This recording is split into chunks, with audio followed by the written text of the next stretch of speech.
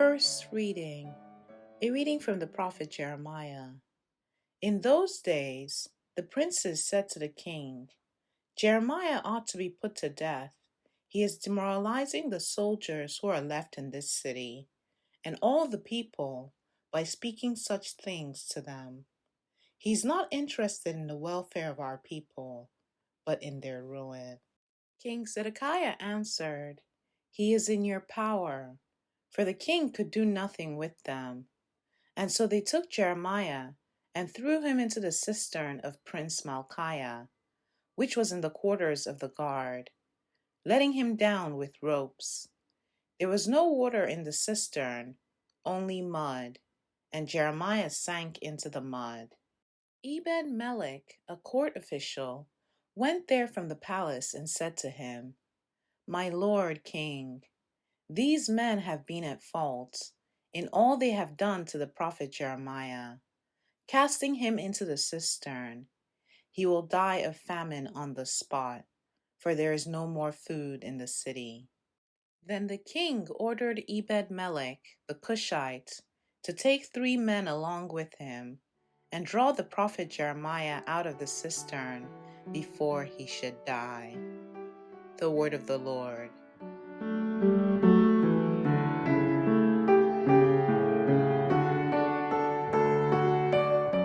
Responsorial Psalm.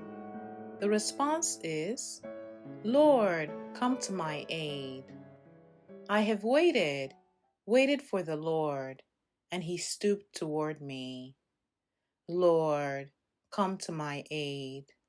The Lord heard my cry. He drew me out of the pit of destruction, out of the mud of the swamp. He set my feet upon a crag. He made firm my steps. Lord, come to my aid. And he put a new song into my mouth, a hymn to our God. Many shall look on in awe and trust in the Lord. Lord, come to my aid. Though I am afflicted and poor, yet the Lord thinks of me. You are my help and my deliverer. O my God, hold not back. Lord, come to my aid.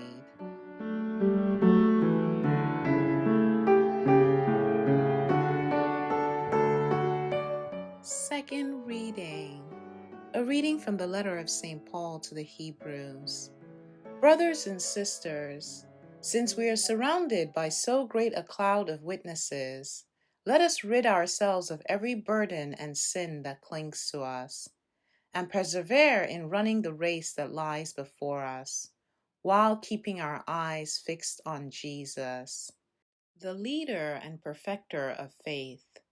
For the sake of the joy that lay before him, he endured the cross, despising its shame, and has taken his seat at the right of the throne of God.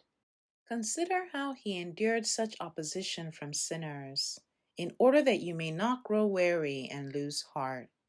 In your struggle against sin, you have not yet resisted to the point of shedding blood. The word of the Lord.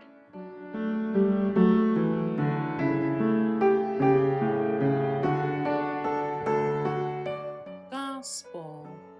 A reading from the Holy Gospel according to Luke.